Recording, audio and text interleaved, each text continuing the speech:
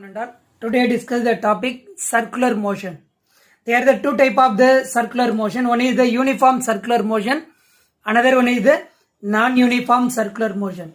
So here first we see the uniform circular motion. When a point object is moving on a circular path with the constant speed. But that point object it is moving in a constant speed in a circular path. So it covers equal distance on the circumference of the circle in equal interval of the time.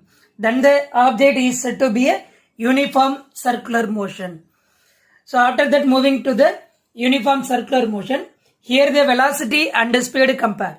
So velocity is always changing but speed remains the same. Speed remains the same. So that is called the circular motion.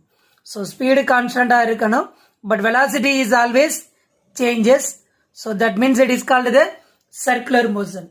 Physically, it implies the magnitude of the velocity vector remains constant, but direction changes continuously. So that is called the uniform circular motion.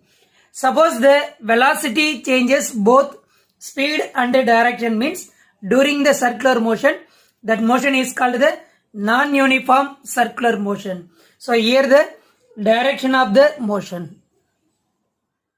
Now moving to the centripetal acceleration.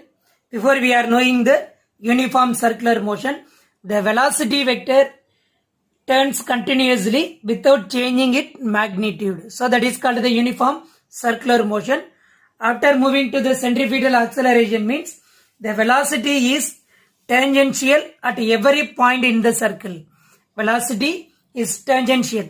Over tangential V1, V2, V3 up to V5 வரையிலும் எடுத்திருக்கும். At every point in the circle means the acceleration acting towards the center of the circle. That acceleration is called the centripetal acceleration.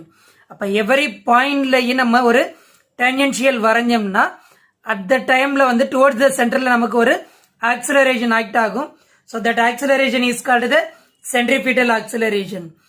அப்ப இந்த centripetal acceleration always point towards the center of the circle. So centripetal acceleration is derived from the simple geometrical relationship between the position and velocity vector. Here it is the position vector, that means R1. Here it is the R2 vector. So here the velocity vector means, now here it is noted there, that means it is the tangential. So it is the V1. So here it is the tangential means that is the V2. So இதில இருந்து நம்ம எதை கொண்டுட்டு வரலாம்னு பாத்தீங்கன்னா centripetal acceleration. In a uniform circular motion means that is the R equal to position vector R equal to modulus of the R1 vector, it is equal to modulus of the R2 vector. It is the same concept. Here you are using the velocity, that means modulus of the V1 vector it is equal to modulus of the V2 vector. If the particle moves from the position vector R1 to R2, so that the displacement is called the del R equal to R2 minus R1 vectors. So it is the same concept. Here change the velocity means V1 to V2. Change the velocity means V1 to V2. So that means it is the del V vector, it is equal to V2 vector minus V1 vector. So now the time we are draw the value, that means here it is the V1, it is the same direction at that point, that means it is the V1 vector. So that is the changes means del V. So that means it is the del V, it is equal to V2 minus V1. It is the same concept. That is the R1, R2 means here it is the same. You are using the another diagram. So that means it is the center. That is the R1 vector. Here it is the R2 vector means that displacement is called the del R. So here we are using the del R. It is equal to R2 minus R1. That means it is the same del V equal to V2 minus V1. So that is the same relation. Here it is the position vector means it is the theta, that is the same small angle that it is the same interval of the time. It is the shifting. So it is a simply relation means del R divided by R, it is equal to minus del V by B, it is a 0. That negative sign means del V point radially inward towards the center of the circle. இது எப்பயுமே எப்படி இருக்கும்னா towards the center of the circle. So that we are using the negative sign. After that we are know the value. That means that is the rearrange that equation.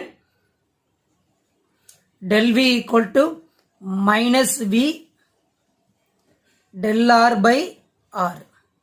So already we know the acceleration is rate of change of displacement. Rate of change of the velocity is called the acceleration del V by del T. So here it is the rearrange that equation del V by del T. Del V by del T. இதில del T வந்து நம்ம divide பண்றோம். Del V by del T it is equal to minus V by R del R by del T. Already we know the velocity, rate of change of displacement. Acceleration is called the rate of change of velocity. So finally we can get the A minus V squared by R. We know the value V equal to R omega. Now here substitute means minus R squared omega squared by R. So cancel both of this.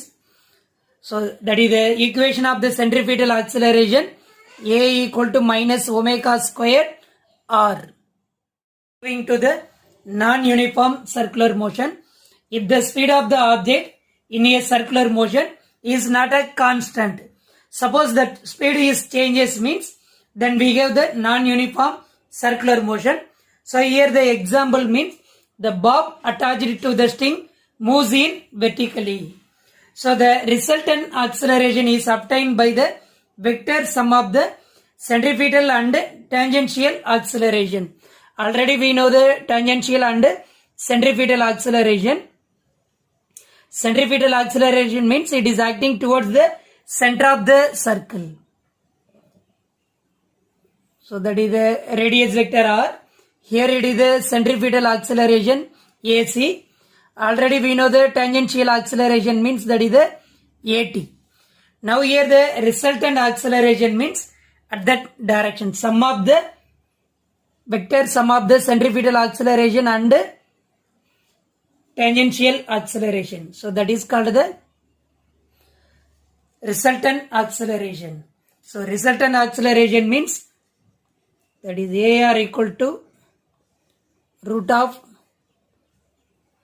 A squared plus centripetal acceleration means V squared by R. So now here it is the absolute value V squared by R whole square. So that is the resultant acceleration. So here the resultant acceleration makes the angle and theta to the radius vector. So that angle we can find out the tan theta. So that is the tan theta equal to AT by B squared by R. So that is called the non-uniform circular motion. We are finding the resultant acceleration. The kinematic equation of the angular motion. That is the comparison of the linear motion and angular motion. That is the particle executing the initial angular velocity, that is the omega naught. That is the initial angular velocity. So it is the final angular velocity means that is the omega. So final angular velocity. So after that alpha means that is the angular acceleration. Now here comparison of the linear motion. Already we know the linear displacement, that is the S. Here it is the angular displacement, that is the theta. So linear velocity already we know the V. Angular velocity means that is the omega. So comparison of the linear motion and angular motion. Now first that is the linear velocity. So that is the kinematic equation. Linear velocity v equal to u plus at. So that means that is the angular velocity. It is the same concept. Here we are using the omega. It is equal to omega naught plus alpha t. So after that, moving to the linear displacement, already we know the s equal to ut plus of at squared. It is the same concept. Angular displacement, already we know the theta omega naught t plus of alpha t squared. So that is called the angular displacement. So square of the velocity v squared equal to u squared plus 2a s. So it is the same concept. Angular motion means omega squared equal to omega naught plus 2 alpha theta. So just change the linear displacement and angular displacement, linear velocity and angular velocity. Then finally we are know the s equal to v plus u t divided by 2. So it is the same concept. Angular motion means that is a theta equal to omega plus omega naught into t divided by 2.